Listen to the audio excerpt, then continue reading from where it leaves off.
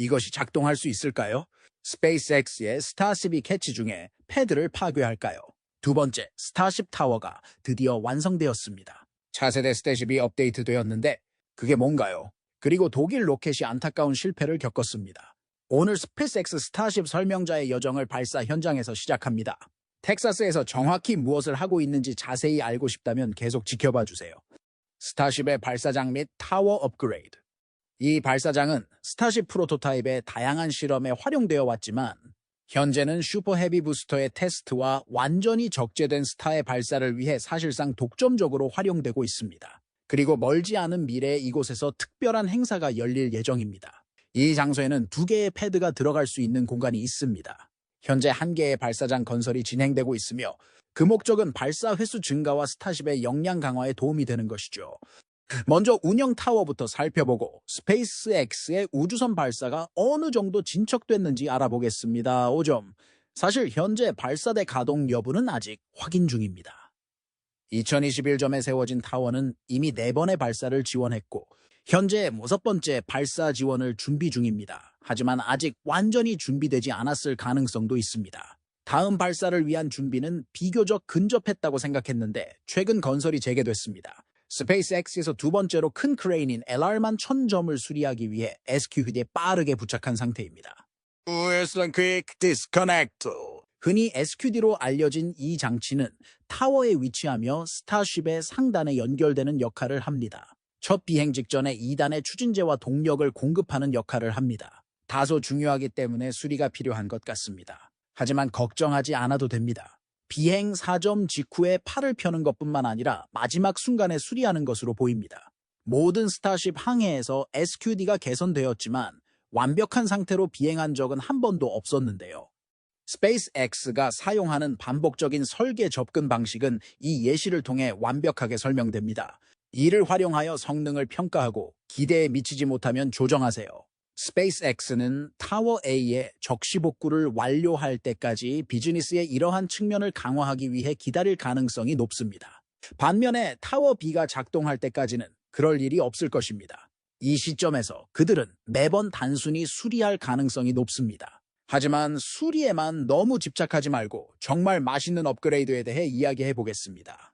이 시점에서 발사 타워에서 절대적으로 필요한 또 다른 구성 요소를 살펴보겠습니다.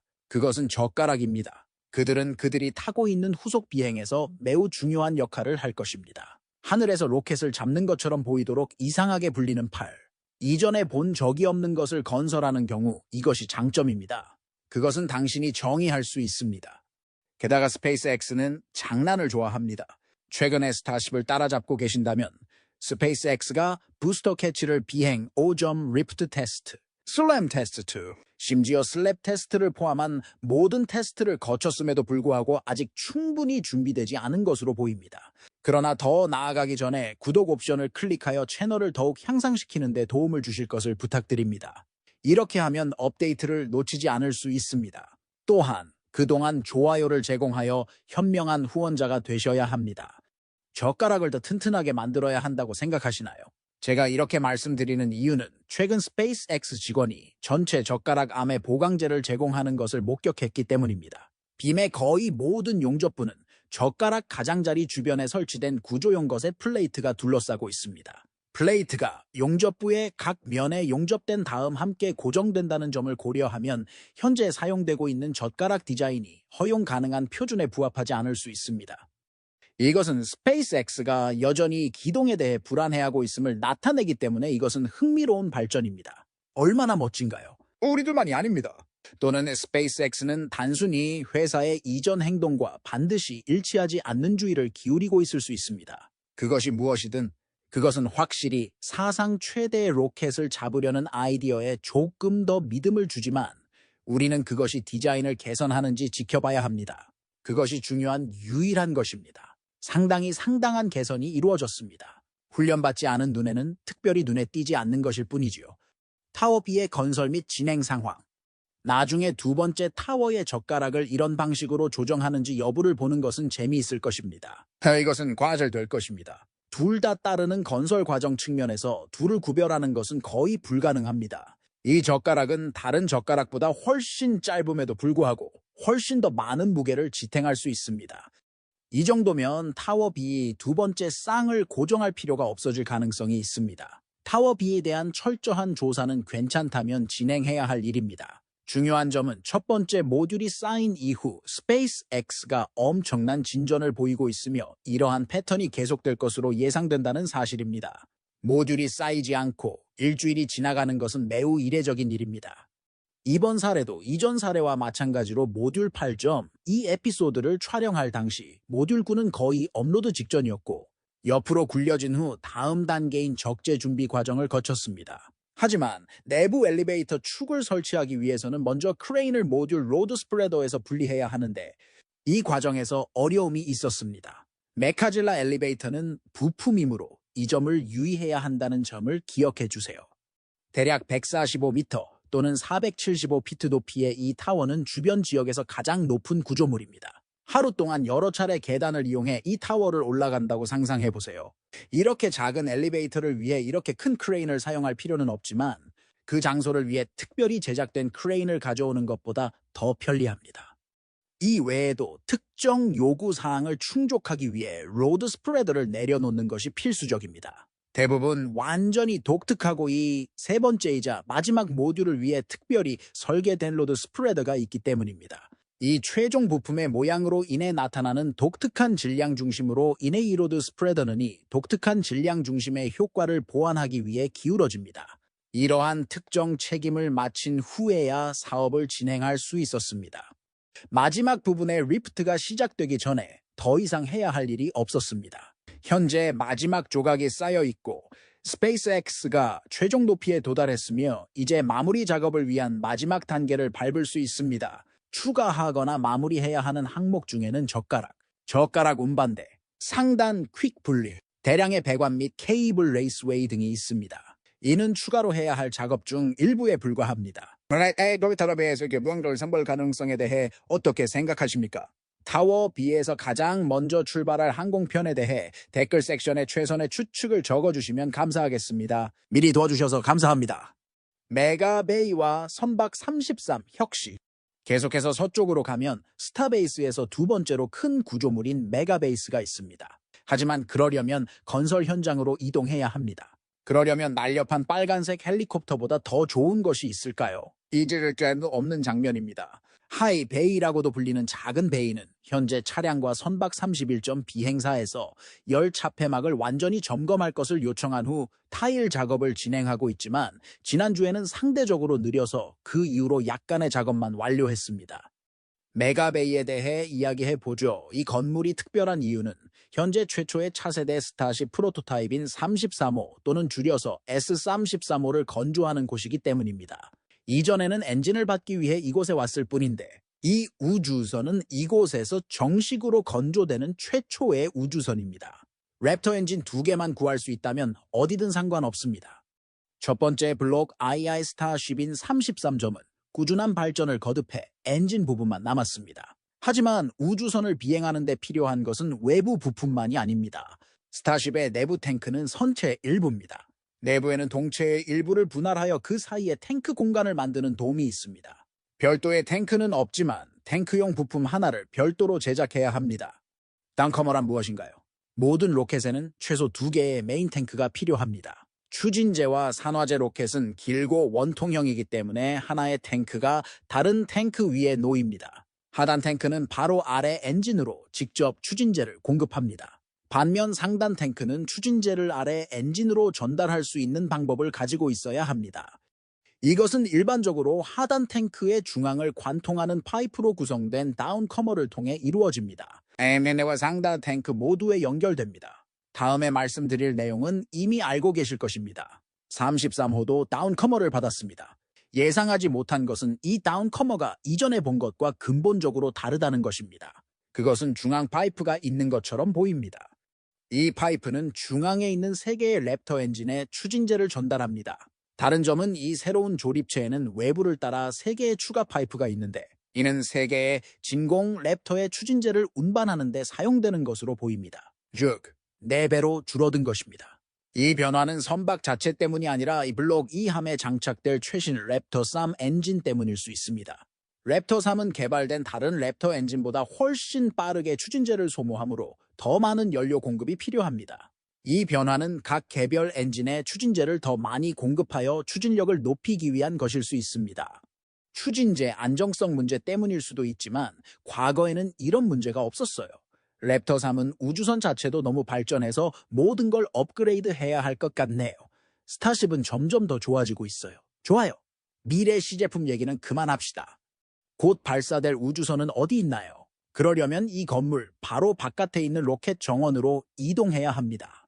이곳에 우주선 30이 주차되어 있으며 타일 교체와 정적 화재 캠페인을 마친 후 약간의 작업과 수리를 받고 있습니다. 이 우주선이 비행 지연과 관련이 있는지 의심스럽고 스페이스X는 단지 비행과 재진입에 최대한 좋은 상태를 유지하려고 노력하고 있을 뿐이라고 합니다.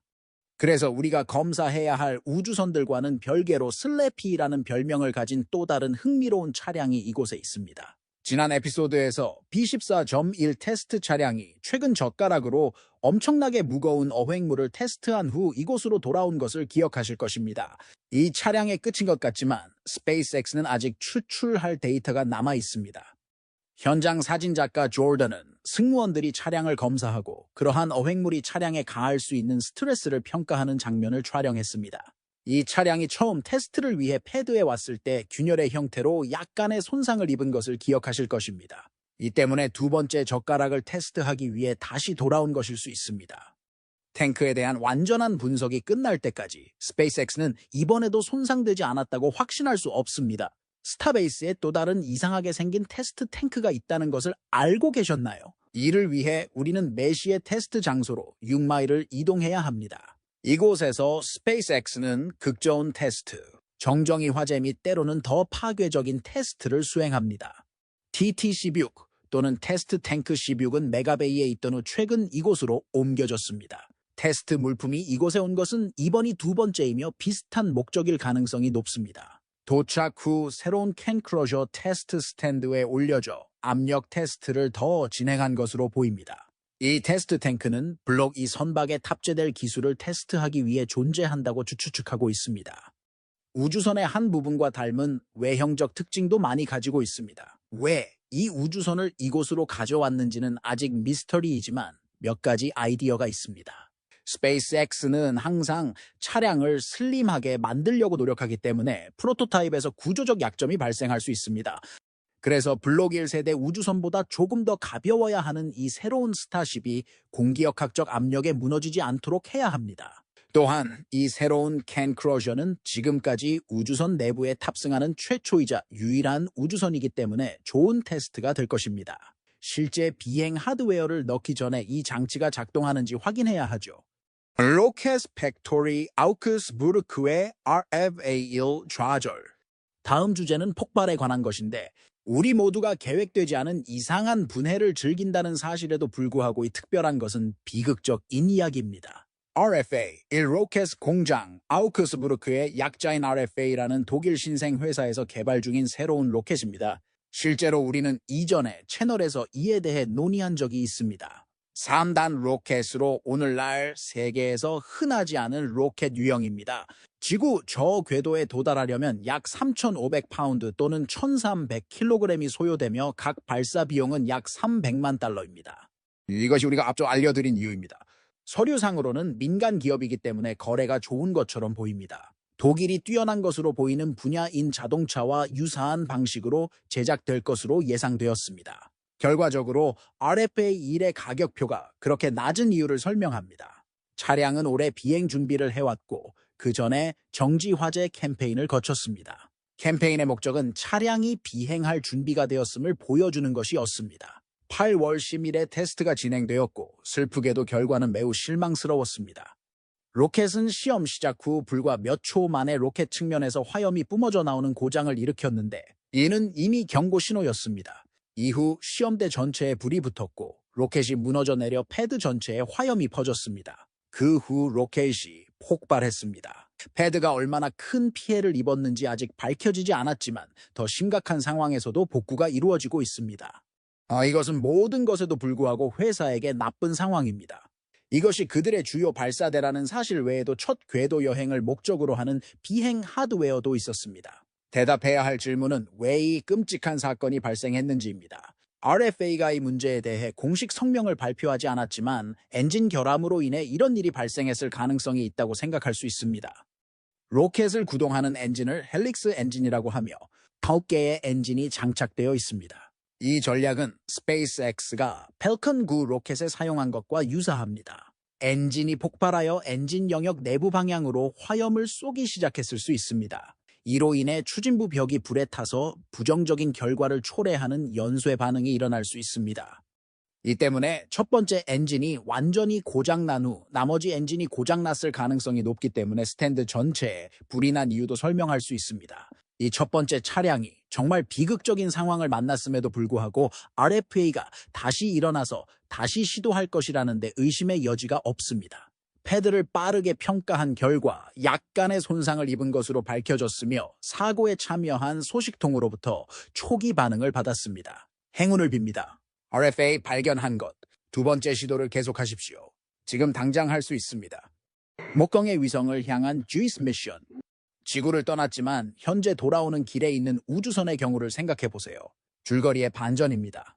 이 우주선이 영원히 여기에 있지는 않을 것입니다. 주스라고도 알려진 목성 얼음달 탐사선은 유럽에서 설계되어 현재 태양계에서 가장 큰 가스 행성인 목성으로 향하는 우주선입니다. 태양계에 대한 이해를 넓히고자 목성의 위성으로 이동하여 자연 환경에서 위성을 관찰하려고 합니다. 태양계까지 그렇게 멀리 가는 탐사선은 매우 비싸다는 사실이 어려운 문제점이 있습니다. 이를 운반할 수 있을 만큼 강력한 로켓과 궤도에 필요한 모든 추진제가 없다면 목표물에 도착할 가능성은 극히 낮습니다. 이러한 이유로 1970년대에 중력 보조라는 운동이 등장했습니다. 지구나 화성처럼 거대한 중력 우물을 지나 곧장 날아갈 수 있는 궤도에 우주선을 보내는 것은 효과가 좋은 트릭입니다. 궤도에 우주선을 보내는 것이 바로 트릭입니다. 중력의 도움을 받아 새총처럼 작동합니다. 속도가 증가하면 행성의 중력에 의해 행성에 더 가까이 끌려가는 동안 차량이 새로운 방향으로 추진됩니다. 이를 서로 연결하고 충분히 정확한 계산을 사용하면 훨씬 낮은 초기 속도로 필요한 정확한 지점에 도착할 수 있습니다. 이 기술은 잘 알려진 보이저 탐사선이 태양계의 거의 모든 행성에서 중력의 도움을 받아 현재 위치에 도착하는 데 활용했습니다. 주스의 목적을 이해하려면 이러한 정보가 필요합니다. 임무 발사에 사용된 로켓은 에리안의 계열의 로켓입니다. 아란 오퍼점은 에리아나슈 심점의 여동생으로 달과 지구를 모두 지나간 최초의 우주선이자 두 천체 주변에서 중력 보조를 수행한 최초의 우주선입니다. 그 후 2025년에는 금성 비행을 수행하는데 이는 이전과 매우 유사할 것입니다. 그 후 지구로 두 차례 추가 비행을 할 예정인데 두 비행은 3년 간격으로 이루어질 예정입니다. 2026년과 2029년 사이에 1년의 비행을 끝내고 목성에 도착할 수 있는 충분한 속도를 제공하게 됩니다. 여행의 마지막 단계는 목적지에 성공적으로 도착하여 마주치게 될 얼어붙은 위성을 조사하기 시작하는 2031년에 완료됩니다. 첫 비행을 완료한 것은 매우 놀라운 성과였습니다. 이 임무는 유럽연합에서 제작되었다는 점에서 자부심을 느낄 수 있습니다. 이 발견은 우리가 목성의 위성에 대한 인식 방식을 바꿀 수 있습니다. 현재 이러한 연구를 시도하는 매우 적은 탐사선 중 하나인 이 독특한 탐사선은 우리 태양계 탐사의 발전에 기여하게 될 것입니다. 여정의 첫걸음 잘 하셨습니다. 주스가 여러분과 함께하길 바랍니다. 오늘은 여기까지입니다. 좋아요 버튼을 눌러주세요. 저와 찌친 콘텐츠를 구독하세요. 이것이 알고리즘에 동력을 공급하고 저희에게 큰 도움이 됩니다.